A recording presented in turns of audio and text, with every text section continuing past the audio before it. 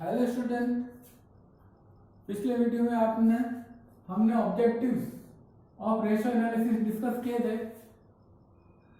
ये ऑब्जेक्टिव थे helpful in analysis of financial statement, यानी फाइनेंशियल स्टेटमेंट के एनालिसिस में हमारे अकाउंटिंग रेशियो मतलब रेशियो, परसेंटेज और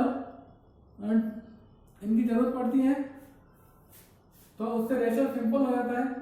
सिंप्लीफिकेशन ऑफ अकाउंटिंग डेटा, जो अकाउंटिंग एब्सोल्यूट वैल्यू है उनको हमें समझने में थोड़ा सा कॉम्प्लिकेटेड लगता है, पर रेशियो से और परसेंटेज से हम कोई चीज इजीली समझ सकते हैं।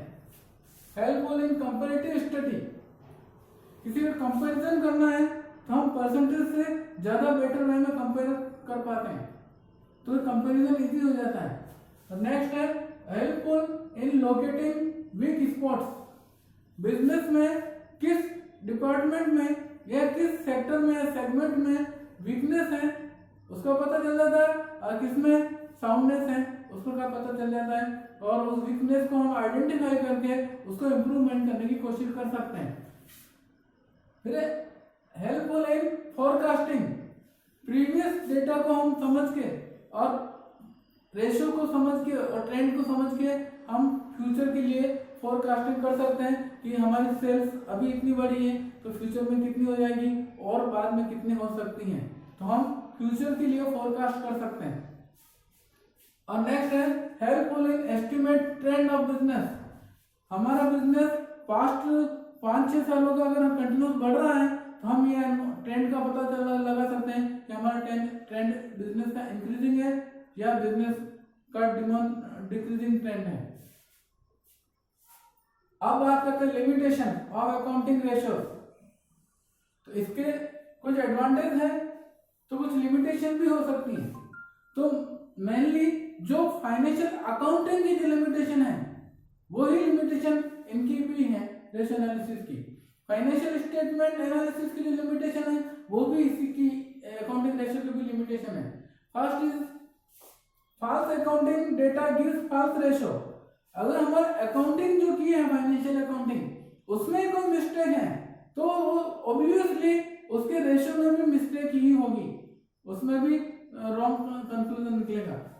दूसरा है comparison not possible if different accounting policy is adopted, अगर हमारी अकाउंटिंग पॉलिसी जो हमने अडॉप्ट की है वो डिफरेंट है तो उससे हम कंपैरिजन नहीं कर पाएंगे, क्योंकि हमने एसएलएम मेथड यूज किया पिछले साल और इस साल हम डिप्रिसिएशन का डब्ल्यूटीवी मेथड यूज कर रहे हैं, तो हम कंपैरिजन में डिफिकल्टी आएगी हमारे को।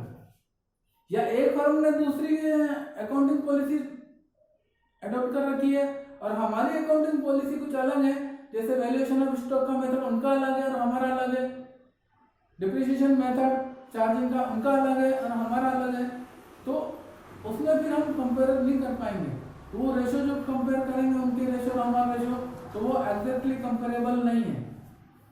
नेक्स्ट है less effective due to change in price level, हमने जो रेशियो कैलकुलेट किए पास्ट डेटा के, पिछले साल के या करंट ईयर के, वो करंट ईयर की प्राइसेस और पिछले साल की प्राइसेस के हिसाब से रेशियो हमने कैलकुलेट किए, लेकिन अभी फ्यूचर में क्या प्राइस चेंज होंगे उसको हम कैलकुलेट नहीं कर सकते, कंपेयर नहीं कर सकते। फ्यूचर में प्राइस कम भी हो सकती है और ज्यादा भी हो सकती है।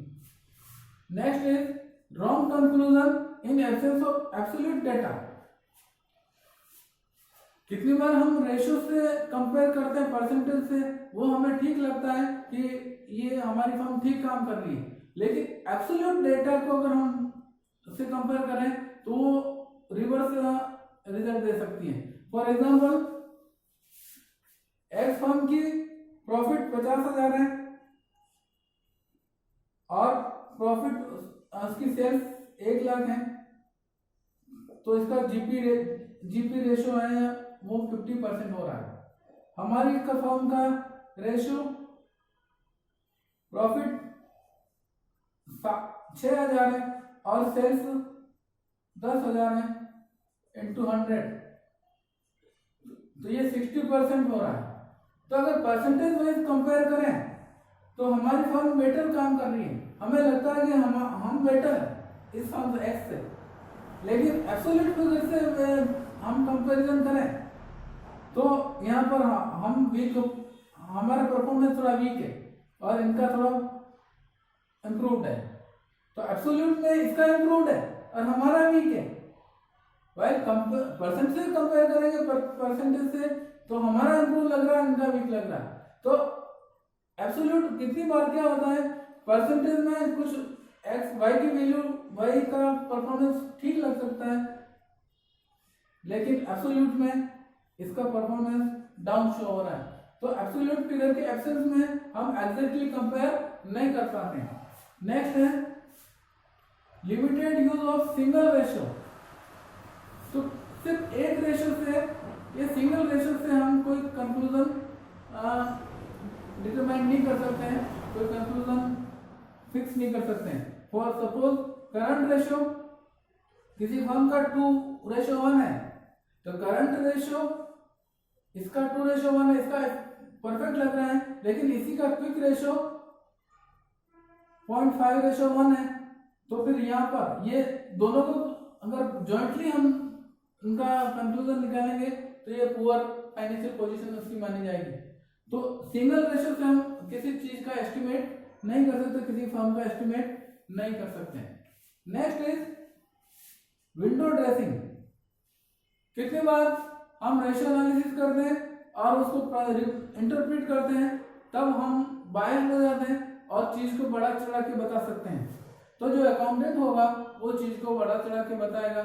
जैसे सपोज बैंक में लोन लेने जाना है तो हम प्रॉफिट को थोड़ा बढ़ा के बता सकते हैं, प्रॉफिटेबिलिटी रेशियो बढ़ा के बताएंगे, या हमारा solvency ratio, paying capacity ratio थोड़ा बढ़ा के बता सकते हैं, बड़ा चढ़ा के बताना। तो विंडो ड्रेसिंग भी की पॉसिबिलिटी भी है। अकाउंटेंट और बिजनेस हम मैनिपुलेशन करके डेटा में विंडो ड्रेसिंग और बात विंडो ड्रेसिंग कर देते हैं, अर्थात चीजों को बड़ा चढ़ा के बता सकते हैं। फिर इग्नोर क्वालिटेटिव फैक्टर्स। किसी रेशियो का फाइनेंशियल रेशियो और प्रॉफिटेबिलिटी रेशियो अच्छा हो सकता है, लेकिन वो प्रोडक्ट की क्वालिटी और मैनेजमेंट एफिशिएंसी ये रेशियो एनालिसिस से पता नहीं चल पाएगी।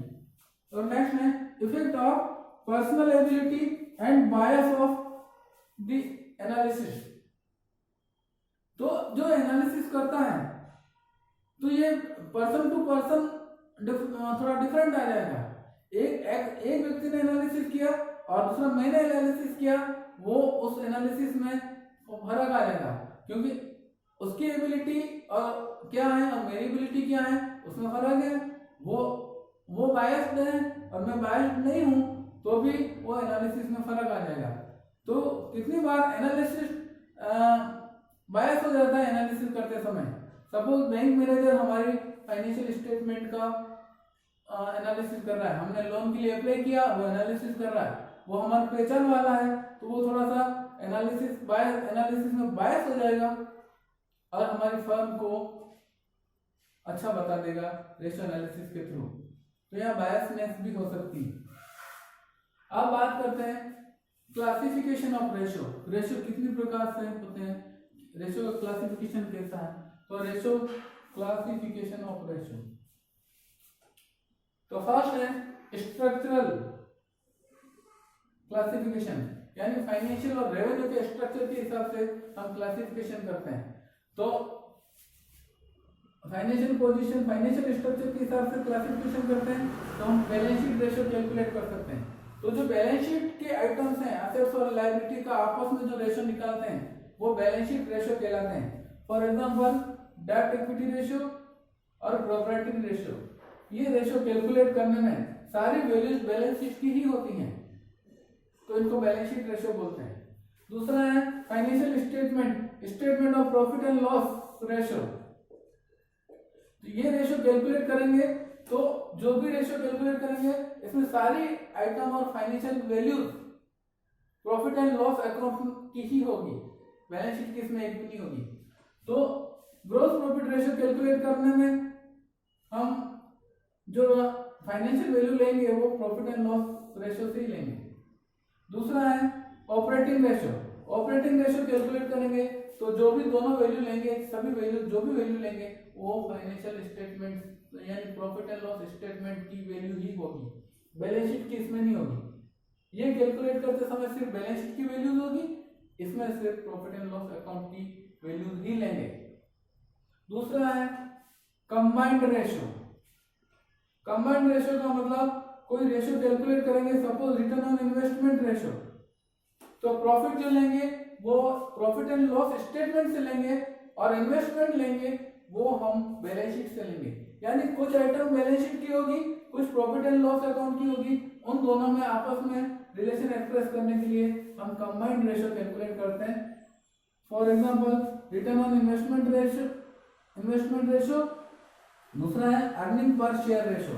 ये कंबाइंड रेशियो है जिसमें कुछ चीजें प्रॉफिट एंड लॉस अकाउंट से लेते हैं और कुछ बैलेंस शीट से लेते हैं। तो ये हो गया balance sheet ratio, statement profit and loss ratio and combined ratio. तो स्ट्रक्चरल क्लासिफिकेशन में 3 रेशियो आते हैं। दूसरा है फंक्शनल क्लासिफिकेशन, उसको नेक्स्ट वीडियो में हम समझेंगे। Thank you.